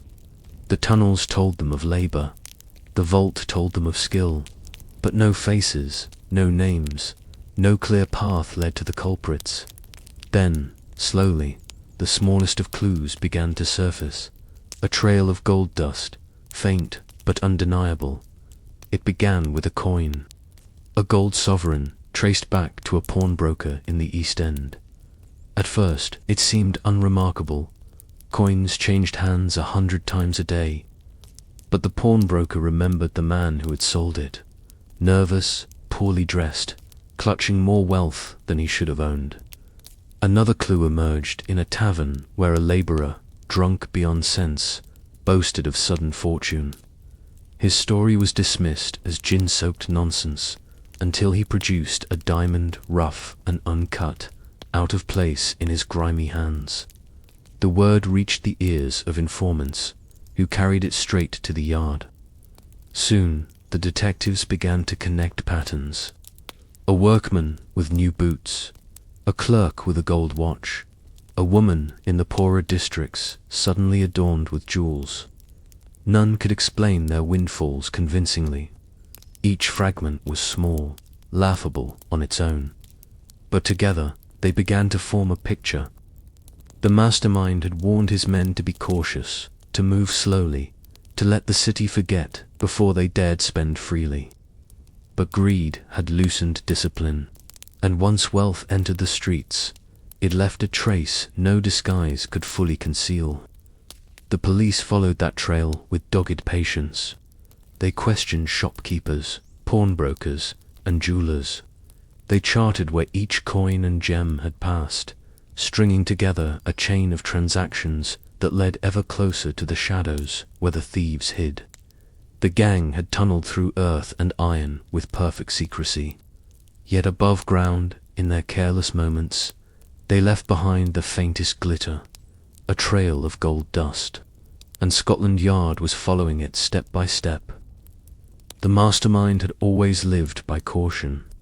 Every step of the heist had been planned with precision, every risk weighed and measured. But in the days after the robbery, as Scotland Yard's net crept closer, caution warred with ambition. It was not enough for him merely to vanish into obscurity with his share. He had imagined more.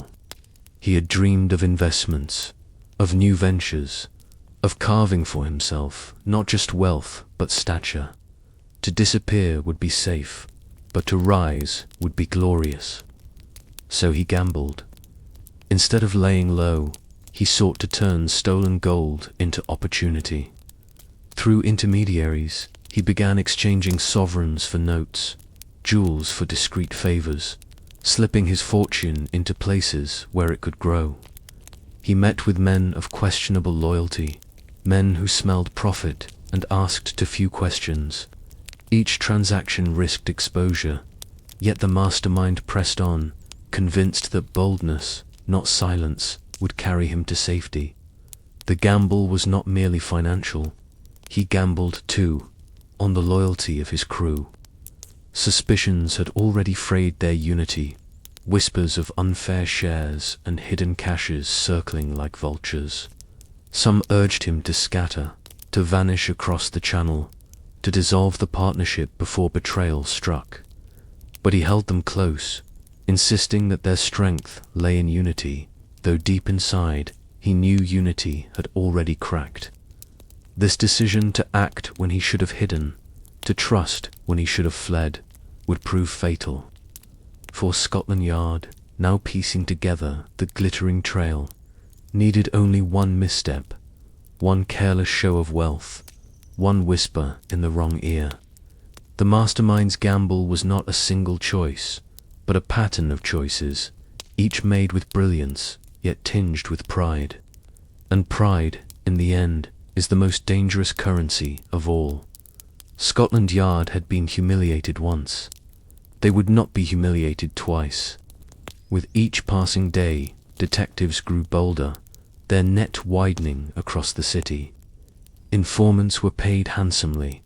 Pawnbrokers threatened with ruin if they withheld names, and constables prowled the streets, not as watchmen but as hunters. Surveillance became relentless. Suspected thieves found themselves shadowed through markets and alleys, their movements recorded in quiet notebooks. A man who sold a gold coin was followed to a tavern. The tavern was staked out, its patrons watched. One by one, the faint whispers of fortune led the yard closer to the men who had tunneled beneath London's pride. Raids followed, doorways splintered under boots in the small hours of the night, families startled awake by lantern light and shouted orders. In cellars and attics, constables searched for evidence, coins, jewels, ledgers, or even the smallest fragment of stolen wealth. Many nights ended with nothing but frightened innocents and angry neighbors. But sometimes a sovereign was found where none should have been. Sometimes a jewel appeared in hands that had no honest claim to it. And always the pressure mounted. The thieves who once carried themselves with the triumph of kings now glanced over their shoulders at every sound.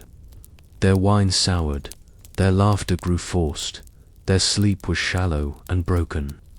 Some turned to the mastermind for reassurance, but even his calm voice could not quiet the fear that gripped them.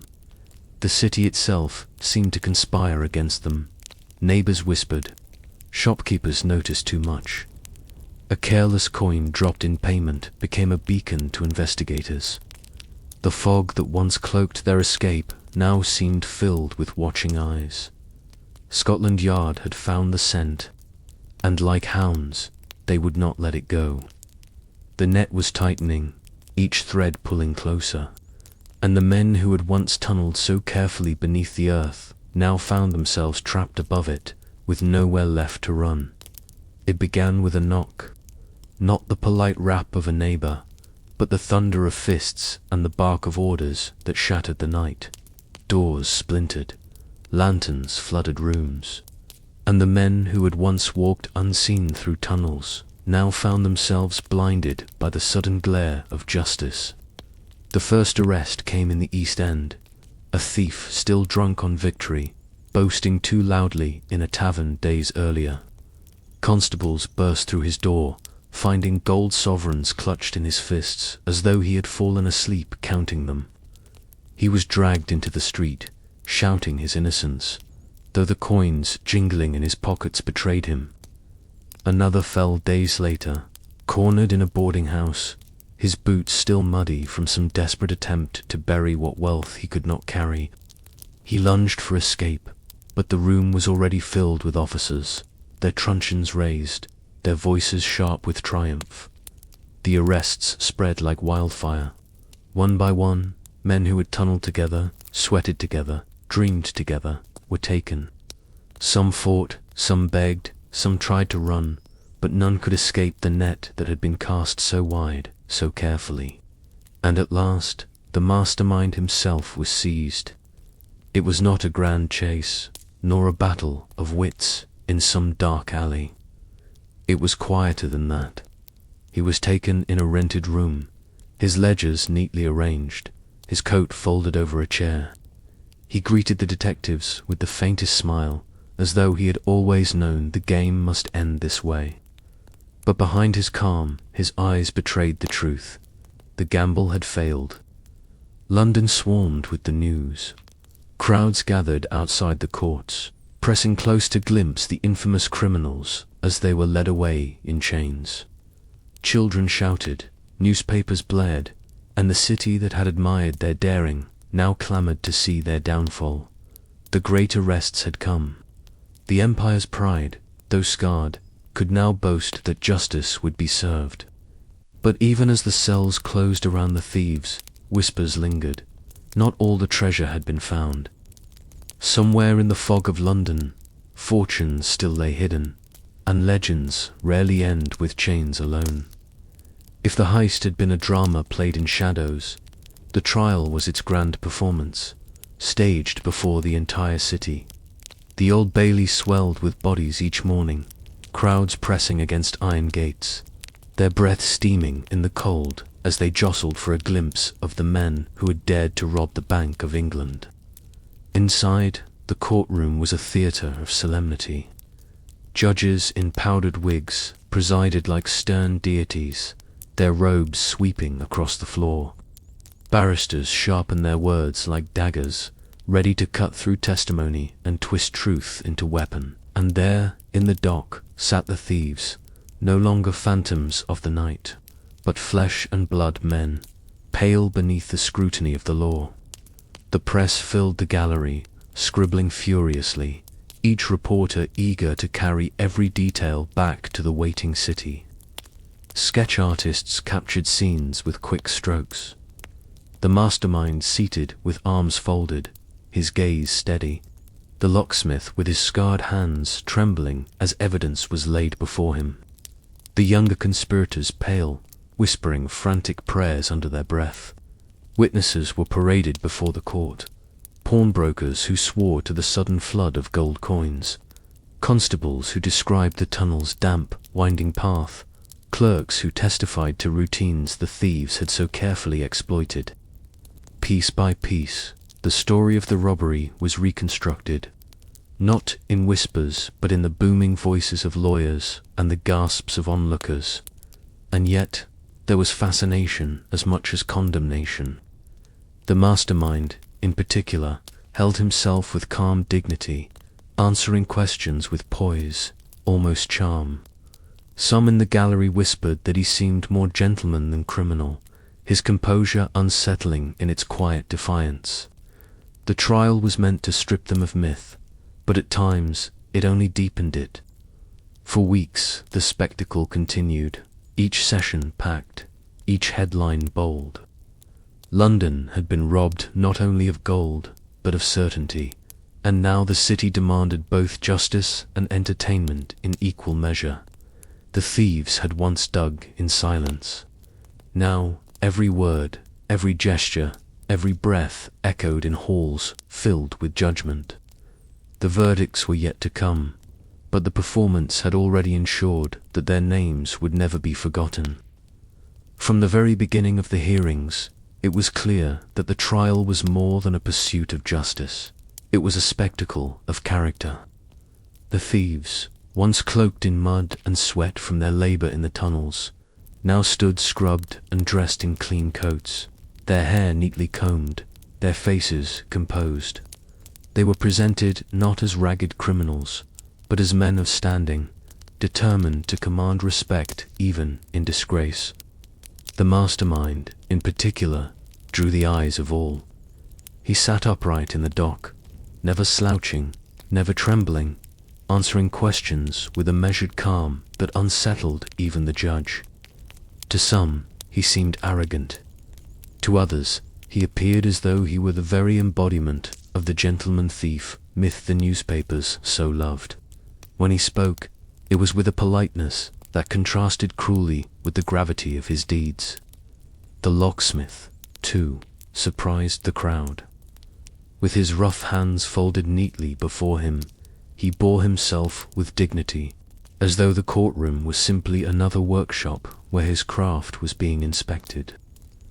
Even the younger conspirators tried to maintain composure, bowing their heads respectfully when addressed, as if to remind the world that though they had trespassed against the Empire's greatest vault, they were still men capable of civility.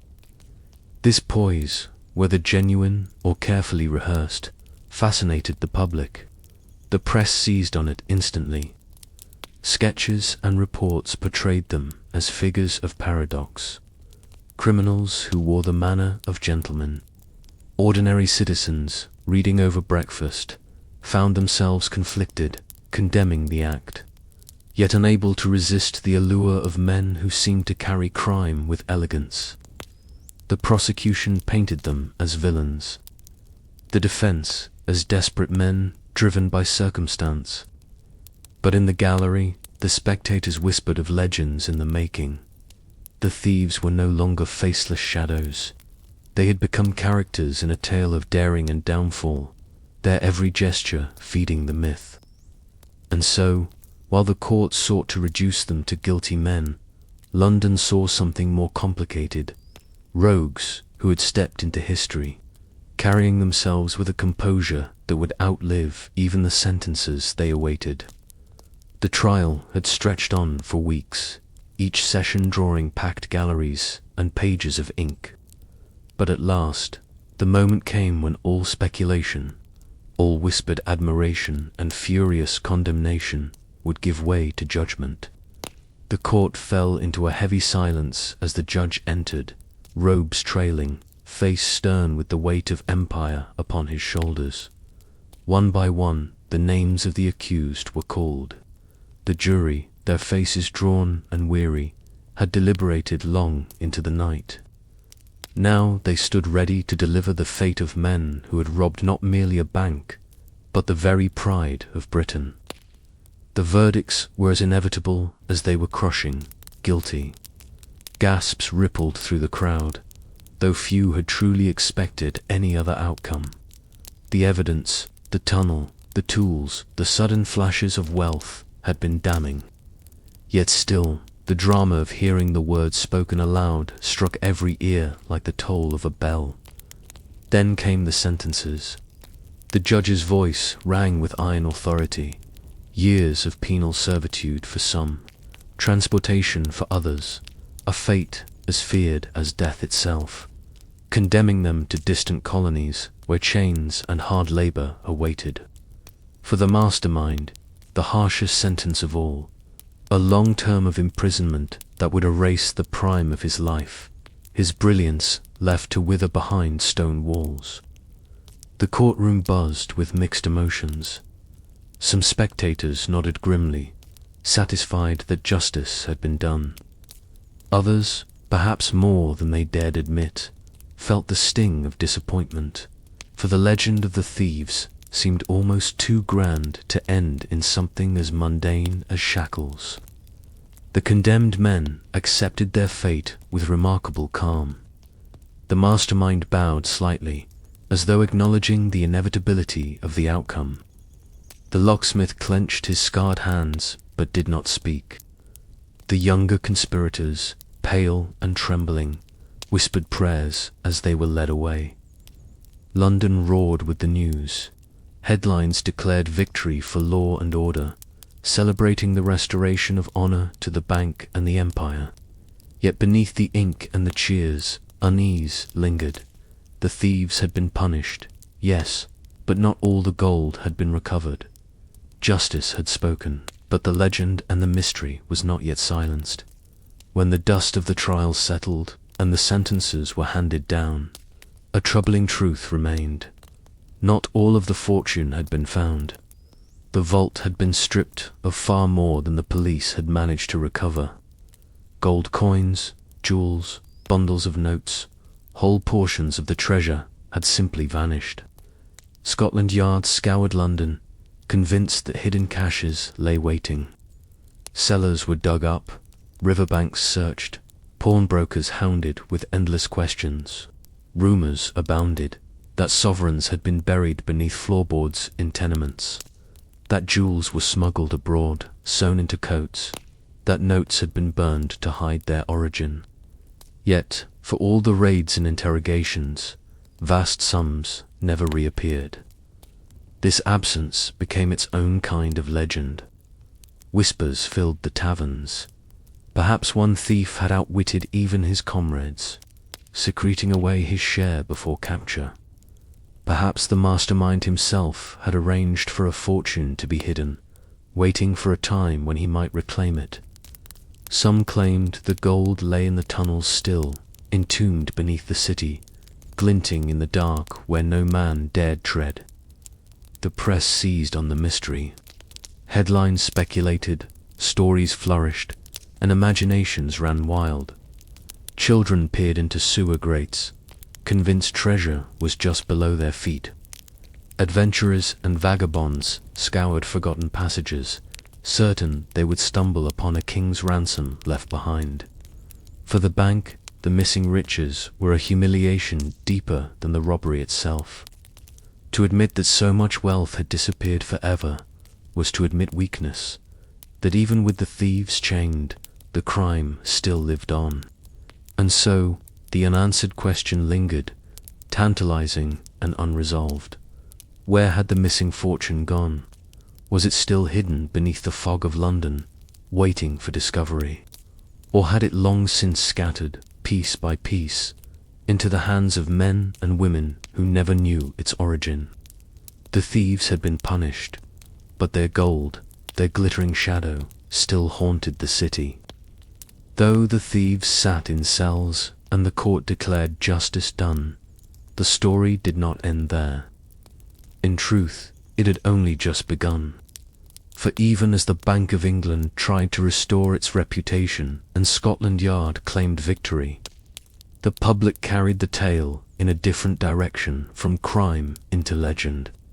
Ballad singers took to the streets, weaving songs of daring rogues who tunneled beneath London's pride. Penny dreadfuls, cheap and lurid, filled their pages with exaggerated accounts, masked figures vanishing into the fog.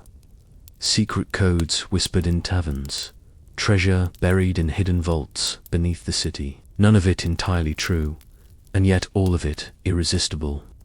Children acted out the heist in alleyways, one playing the mastermind with a paper crown, another the locksmith with a toy pick. Tavern-goers raised mugs to the men who had made the mighty bank tremble. Even in respectable drawing rooms, guests lowered their voices to retell the tale, equal parts scandalized and enchanted. The thieves themselves became characters larger than life. The mastermind, painted as a dark genius. The locksmith, a craftsman who could coax secrets from steel.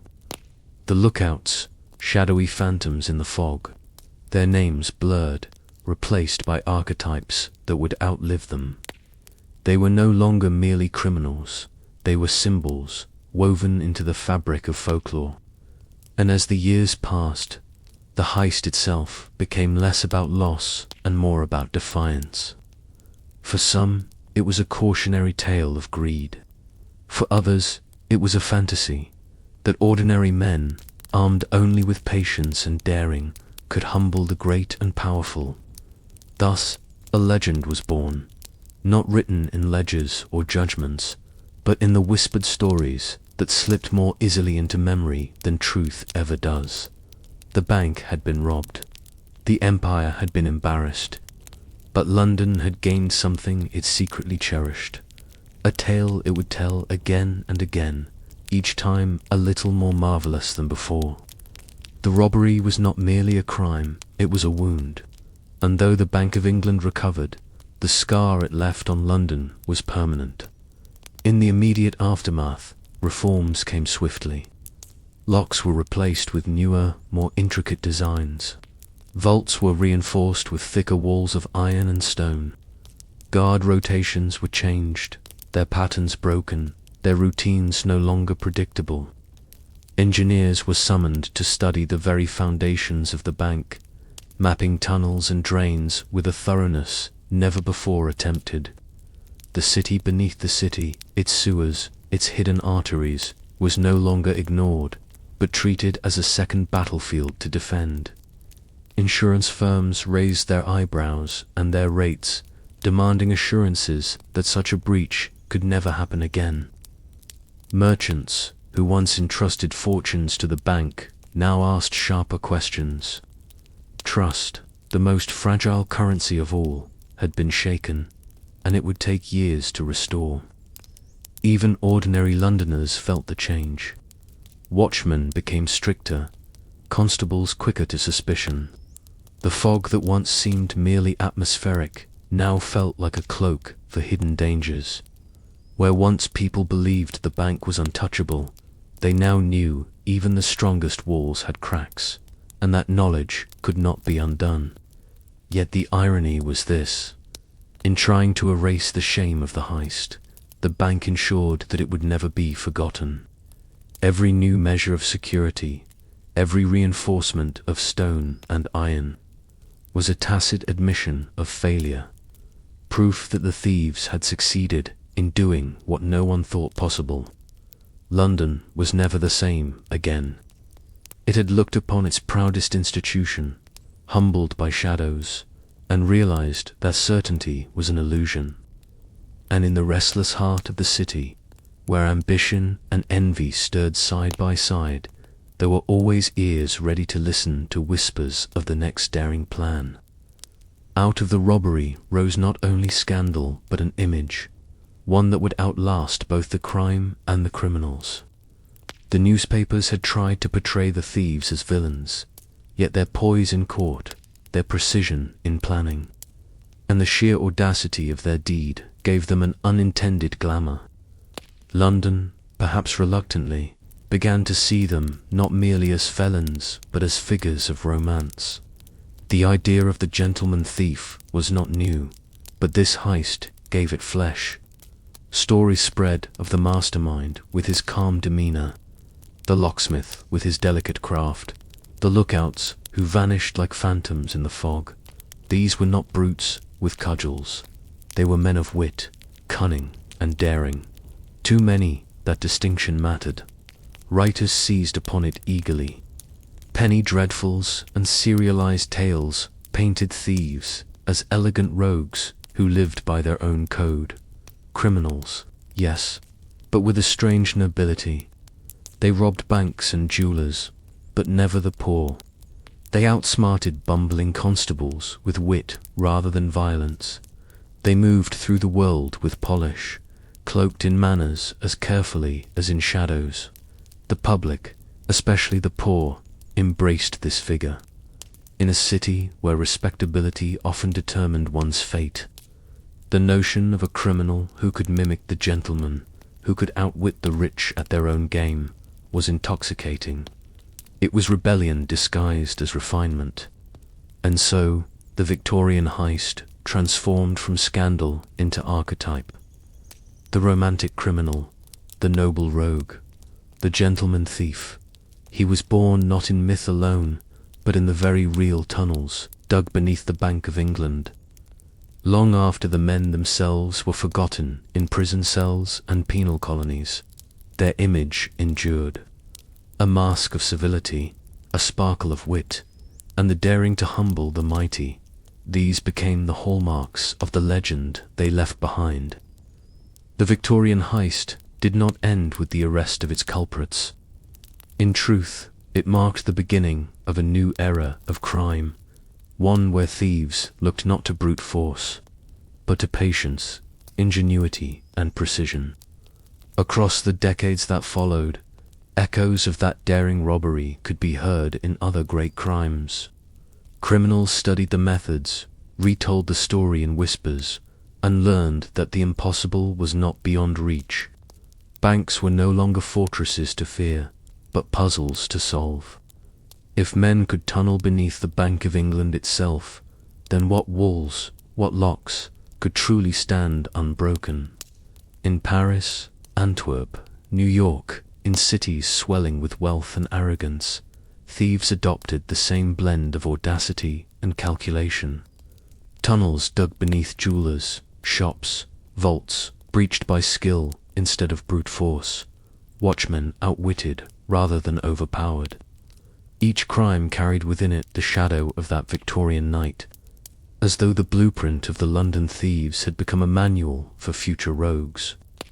Even in the 20th century, when technology advanced and alarms grew more sophisticated, the spirit of the heist endured. Stories of modern robberies, men slipping through sewers, disabling locks with patience instead of dynamite, bore the unmistakable lineage of their Victorian predecessors. But more than technique, it was the legend itself that echoed. The idea of crime as art, of thieves as craftsmen rather than cutthroats, lived on. The gentleman thief became a cultural archetype, feeding novels, plays, and later films. Each retelling was a tribute, conscious or not, to that original act of defiance beneath the gaslit streets of London. The crime had been punished, the men had been broken, but the idea they embodied proved immortal. Each new heist, each daring theft that captured the public's imagination, was a faint echo, a reminder that once, in Victorian London, men had turned the impossible into fact. As years slipped into decades, the Victorian heist became less a memory and more a story, and with each retelling, truth blurred into something richer, stranger, more enduring. The records remained, court transcripts, police reports, yellowed newspapers that still screamed of the great robbery. These told one tale, a precise crime, a tunnel, a vault, and the men who were punished. But outside those dusty archives, in the mouths of storytellers and the pages of novels, the tale took on a life of its own. Some said the thieves had outwitted Scotland Yard entirely, escaping to foreign shores with fortunes enough to buy estates in France or retire as kings in South America. Others swore that the missing treasure was still hidden beneath London, waiting for bold souls to discover it in the forgotten arteries of the sewers. Children dared each other to peer into drains, convinced gold glimmered just beyond sight. Penny dreadfuls embroidered the story with melodrama, masked gentlemen toasting champagne in candle-lit lairs, daring escapes through underground rivers, watchmen hypnotized or bribed with fortunes. Later novels softened the edges further, painting the thieves as Robin Hood-like figures, stealing not for themselves but to humble the rich and mock the arrogance of empire. What truly happened and what was imagined fused until they could no longer be separated. Even scholars, poring over the records, admitted that the legend overshadowed the facts. What mattered was not whether every coin had been stolen exactly as described, but that the robbery captured something timeless, the human thrill of daring, of defiance, of turning the impossible into reality. The Victorian heist had crossed from history into folklore, and once a story becomes folklore, it ceases to belong only to the past. It becomes eternal, retold in every generation, reshaped by each imagination, a tale as immortal as the fog that still curls over London streets. And so the tale draws to its close. A band of men, born of shadows and poverty, once dared to humble the proudest vault in all of London. They tunneled through soil and stone, battled silence and fear, and for one glittering night, held in their hands the wealth of an empire. They were caught, as such men always are. Their names faded, their bodies were broken by prison walls, their lives ended far from the glory they once imagined. Yet their story endured, not in ledgers or in judgments, but in whispers, in songs, in the imaginations of those who craved wonder in the ordinary. For in the end, the Victorian heist was more than a robbery. It was a mirror. To the powerful, it was a humiliation, a reminder that even stone walls could crack. To the powerless, it was a dream that, with patience, cunning, and daring, even the mighty could be humbled. The Bank of England tightened its locks, reinforced its walls, and swore never again to be shamed. Yet the legend could not be locked away. It slipped through iron bars, drifted with the fog, lived in penny dreadfuls and fireside tales, and echoed across oceans in the crimes it inspired.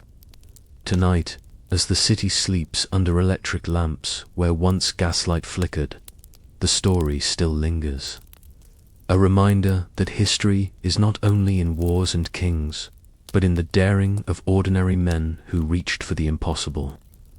And so, as the last lamplighter snuffed his flame in some long-forgotten London street, the tale of the heist settled into the hush of bedtime, half history, half legend, and wholly unforgettable.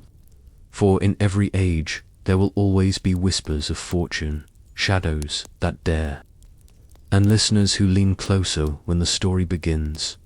Once, in the gaslit fog of Victorian London, a handful of men set out to rob the world.